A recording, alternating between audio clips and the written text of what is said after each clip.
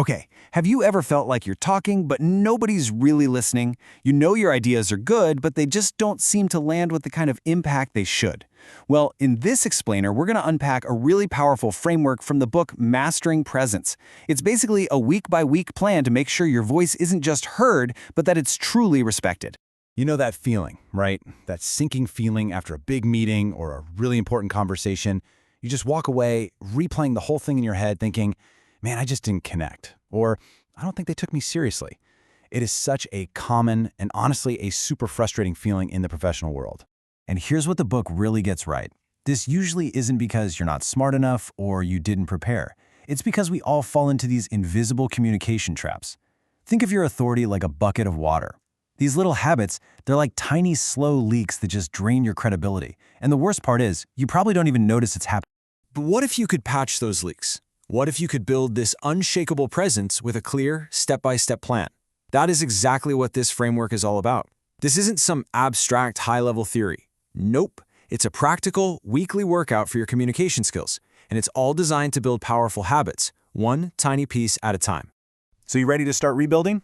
The first step is absolutely critical. We have to go after the most damaging habits first. Think of this as communication triage. We've got to stop the bleeding before we can start to heal and actually get stronger. Let's start with something that is such a subtle credibility killer. Hedging language. Just look at these phrases. We say things like, maybe we could, or we end a great point with, does that make sense? We think we're being collaborative, but what we're actually doing is signaling that we're not totally convinced ourselves. We're asking for permission. The fix? It's a simple swap to what the book calls confident framing. So instead of, sorry, but, you just lead with, the way I'd approach this is, it feels like a small change, but it sends a huge signal of ownership. All right, next up, the dreaded information dump. We've all been on the receiving end of this, right?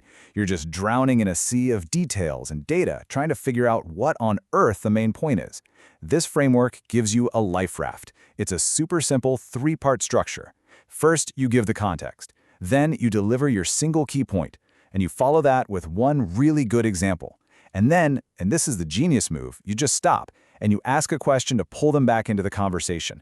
It is the difference between overwhelming someone and actually persuading them.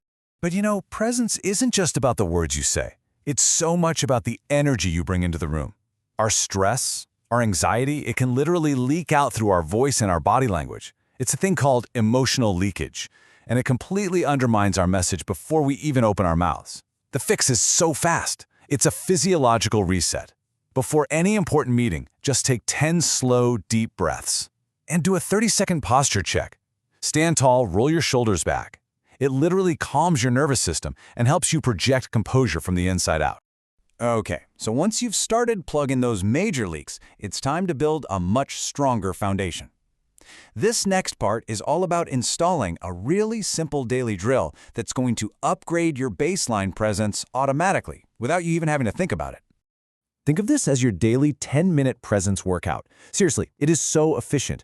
Just 2 minutes on your posture, consciously standing tall, walking with purpose. 3 minutes practicing steady, confident eye contact. You can even do it with your webcam. It totally counts. And then 5 minutes to calibrate your voice. Just read something out loud and pay attention to your pacing and your tone. It's all about training the actual physical instruments you use to communicate. And this is where the magic really starts to happen. It's a tiny daily investment in the core mechanics of how you show up. Your body, your eyes, your voice, and it pays off like crazy. This isn't about faking it till you make it. It's about conditioning yourself so that real confidence becomes your natural default setting. Okay, so you've mastered the defensive game. You've fixed the mistakes. You've built a solid foundation with that daily practice. Now it's time to level up and go on offense. Let's talk about how to proactively structure your conversations so you can persuade and really command authority.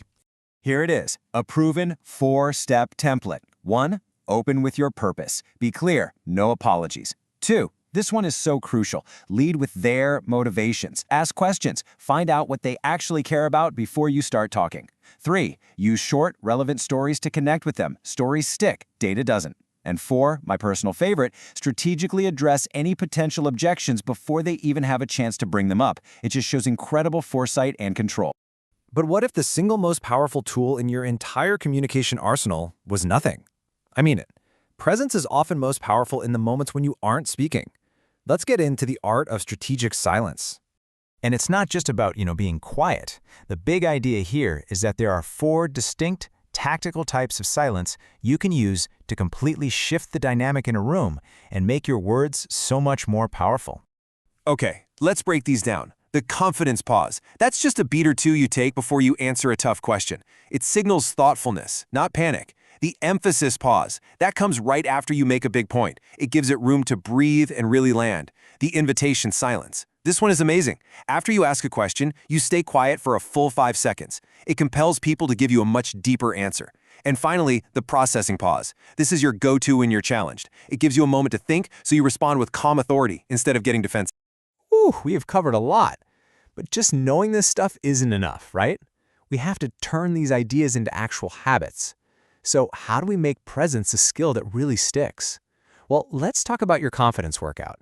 This is where the real growth is. The book introduces this brilliant idea called the weekly confidence rep. So each week, you intentionally look for one communication challenge that is just a little bit outside your comfort zone. Maybe it's speaking up first in a team meeting, or maybe it's giving someone direct feedback. You treat it just like a rep at the gym, but for your confidence muscle. But doing the rep is only half the exercise. To really lock in those gains, you have to track your progress. After every challenge, you write down 3 simple bullet points: what went well, what you handled, and what you learned. This little habit builds what the book calls a competence bank. It's a real, tangible record of your skills, and that is what fuels lasting, genuine confidence. So I'll just leave you with that challenge. When you look at your week ahead, what's your first confidence rep going to be? What's that one slightly uncomfortable conversation you can choose to have? Because that intentional practice, that's where you're going to find your true presence.